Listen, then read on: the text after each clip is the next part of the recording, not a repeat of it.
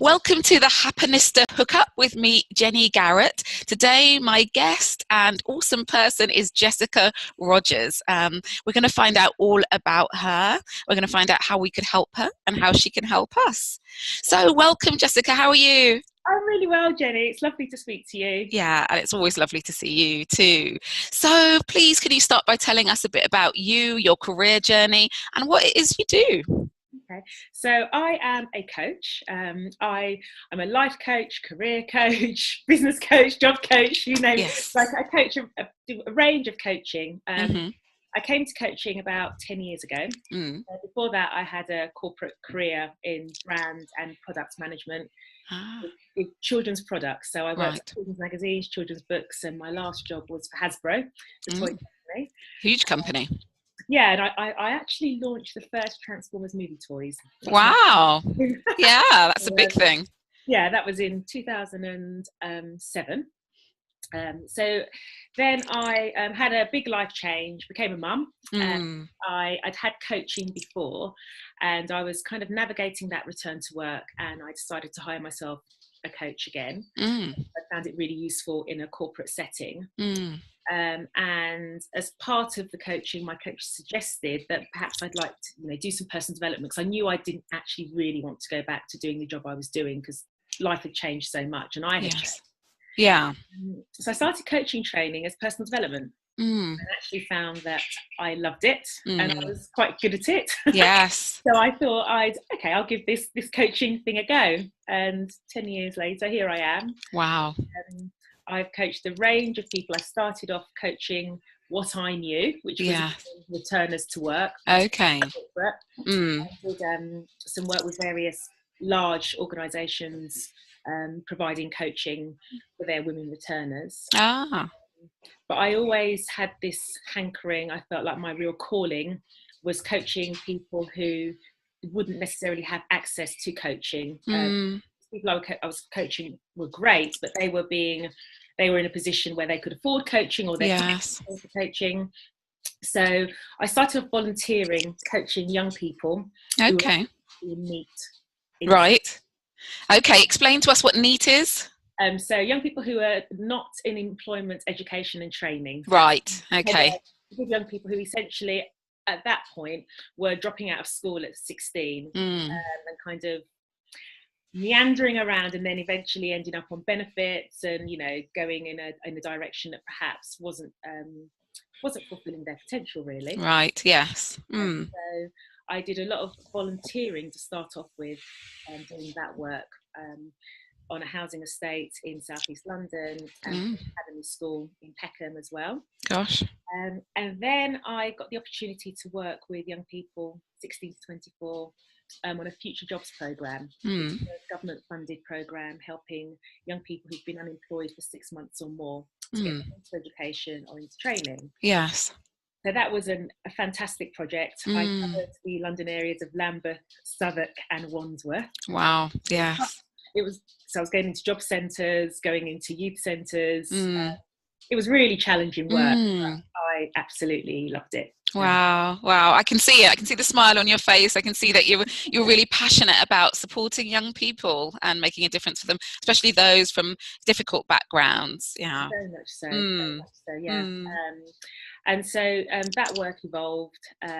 I continued doing that work, but also coaching women. But my coaching women evolved as well to coaching women who had started businesses and were looking to grow those businesses, or women who were feeling stuck in a position at work and wanted to look at things from a different perspective, do things slightly differently. Right. Work almost evolved alongside each other as time went on.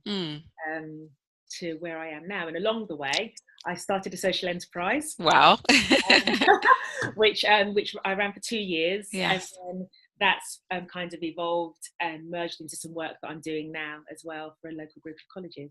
Amazing. So I'm getting from you, young people, women are your audience. Is that right? The people that you are here to serve most, is that who you love to serve? Yeah, very much so. And I think with the sort of the young people, that side has grown to more those from disadvantaged backgrounds, or those who are facing barriers in their life. So that work now I do. I work as an associate now for a group of colleges. Okay. A lottery funded project, and it's Ah. working with young people, but also older people who are facing barriers in their life. Ah, really interesting. Social, single mums who perhaps are looking to get back into employment or into training. And also those who might have had a tough time at school, and so have not had the opportunity to really fulfill their potential. So it's about helping them, breaking down those barriers and finding their voice, really. Wonderful, wonderful. And the women who come to you, are they coming to you through a project, or are they coming to you one-to-one, or how do you like to help the women that you help as well? The women are coming to me, they're coming to me mostly actually through business networks. So they're mainly women who run their own businesses. There are some women who are employed, but generally they're women who run their own businesses, have got to a point where they've worked in their business for 2-3 years, and it's time for them to work on their business. They're on their journey of personal growth, as well as growing their businesses as well. So I work with them to find what it is that they want to say, what it is that they want to create, what legacy they want to leave on the world, and how that impacts their business. How exciting, how exciting. Oh, wonderful. So it's great, we've known each other for a few years, and it's great to hear how your business is evolving and how you're sharing your gifts in different ways with people. Really, really interesting. And I'm sure, the gift that you have of helping people come up with actually, what is it that what is that footprint that I want to leave on the world? How do I want to do that? Is a really important one, because that connecting with the why you're doing the work you do helps you get up in the morning or work really late, or actually make sure that you are on track, doesn't it, to do the work that you're meant to do. Very much so. I think the biggest learning that I'm getting, definitely this past year, that when my work is deeply rooted in what's important to me, and what's important to me has been about finding my voice and how to use my voice effectively. It's as though that work comes with it as well. Others do the same, which is really useful. Beautiful. So tell me, we've all got a book inside us, so I'm told. So if you were to write a book, what topic would it be on? So it's interesting actually, because I've as you know, I've been thinking about writing and what message to get out there through a book or through some sort of writing, and I think it's definitely about finding your voice. What I've learned over the years is that no matter where you are in life, be you a top executive, owner of a business, or even or a young mum who's on her own with a small baby, you have a voice, you have a story to tell. And actually, when you find that voice, there's something incredibly empowering about finding your voice and finding how you use your voice effectively. And everybody has a different voice, and that voice is valid. So I think that's the book inside me, actually. Wow. Finding your voice and understanding the validity of what you have to say as well. Amazing. Yeah, got goosebumps. I think it's a book that definitely needs to be written. I'm going to buy it. I'll be queuing up. I'll be first in the queue. So I look forward to that whenever it comes from you. So you are a Happenista, a true Happenista, a woman who makes things happen in their own unique way. What attracted you to the Happenista project in the first place? How did you get involved in it all? So I was one of the original Happenistas. Yes. Yeah. It's such a privilege. And the key thing was, I saw your messaging. You did the Nivea campaign. The thought of being with a group of being in community with a group of like-minded women who all had their mark to make in their own way. What drew me, really. It was a bit of a no-brainer for me to be part of such a tribe. Yes. Yeah.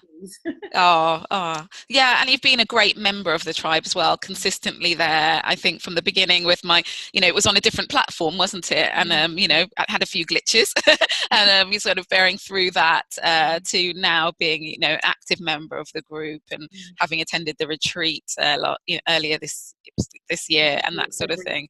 So it's really been a pleasure to kind of keep being alongside you on your journey as you've been doing that. And yes, you are true Happenista, because you do make things happen. And I think, you know, this idea of voice is very important, because you're doing it your way. Yeah, and I think that can be one of the challenges, that we hear so many other people's voices that we try to do it their way. So actually taking that back for you and giving yourself permission to do it your way is key. And for you, it's, by the sound of it, is finding your voice and helping people to do that is really important in that. And I bet you do that with the young people as well, because that's a powerful message for them to think, actually, you know, it's not all about things being done onto me or what teachers or parents say, but actually I have a voice, and how do I communicate that?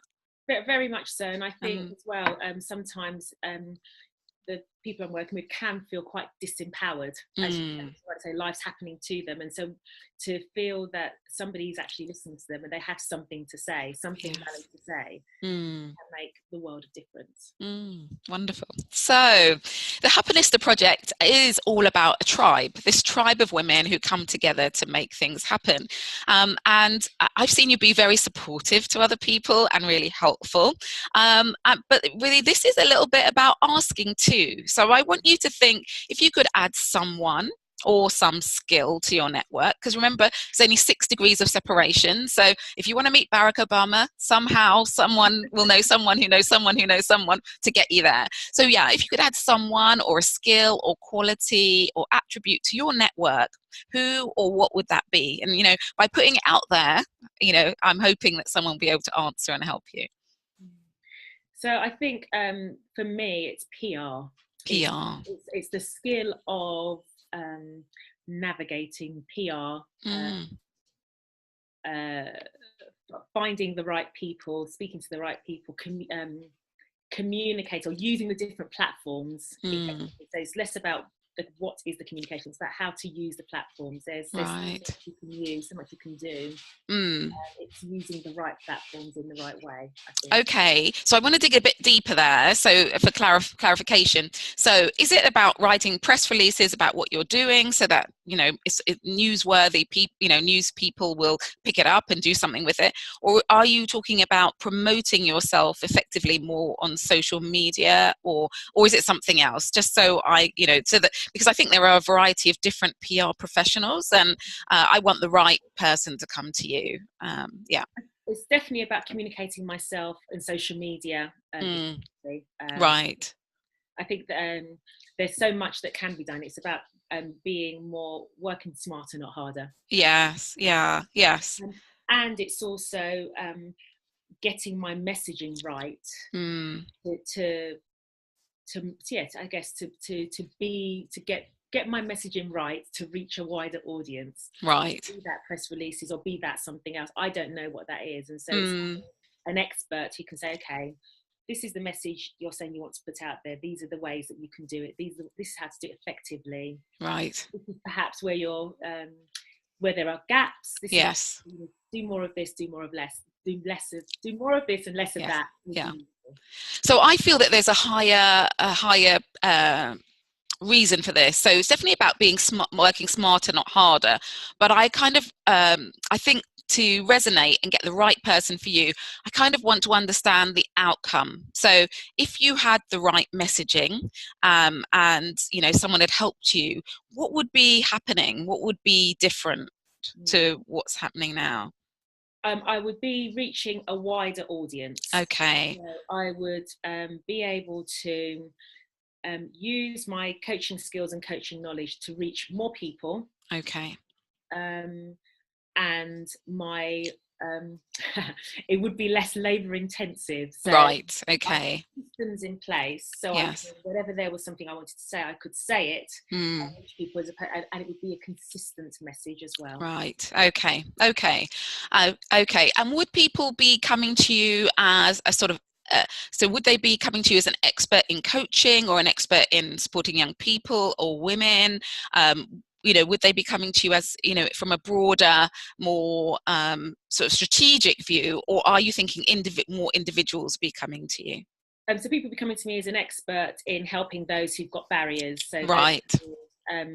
Whether those barriers are social barriers, or whether those barriers are personal, as in personal development barriers. Yes. Coming to me as an expert, as somebody who can help individuals or groups of people to navigate those barriers and overcome them. Wonderful. That's great. Thank you. Thank you. Well, we've put it out there. You heard that, you know, a PR person, someone who can help Jessica work smarter, not harder, and get that really important message out that actually, you know, that she is someone who can help people overcome barriers, and that's really important. So if you're out there, please find Jessica, please help, please support her. And I'm sure that, you know, it's not all about money. So Jessica might be able to offer you some coaching. Perhaps you have some barriers yourself, and you might be able to do some sort of trade, or you know, there might be something that Jessica, or maybe you work in a corporate, or you know, maybe you have you're navigating the sort of career that Jessica once had, and you want some advice around that. You know, think about what she's already said that she has to offer. Perhaps there's some sort of trade that you can do of skills and expertise. So just a last question. What's a compliment that you often receive, Jessica? Oh, I'm told I'm very warm. Yeah. So when people meet me, they're warm. I smile at them, and they feel welcome and warm and at ease. So yeah, I totally agree with that. Whenever I've had videos, you've been in some of my videos before, sort of testimonials, people always say, oh, she's great, you know, they always immediately warm to you. Yeah, so I think that definitely resonates. So how could people get in touch with you, whether they would like coaching, there's someone facing barriers, either maybe to support their children, maybe to support them as a woman or their spouse, for example, or a sister, or a PR person who knows that they've warmed to you and they want to help you? What's the best way to get in touch with you? So the best way to contact me is through my website. Okay. Is www.jessicarogers.co.uk, or via Instagram. I've become more active on Instagram, and my handle is Jessica Rogers Coaching. Jessica Rogers Coaching. And just spell Rogers for us, because I know there's more than one spelling of it. It's Rogers. Yeah. So no D. No D. Perfect. Oh, thank you so much for your time, your attention, and for being an amazing Happenista. Oh, thank you, Jenny, and thanks for starting up the tribe. No problem.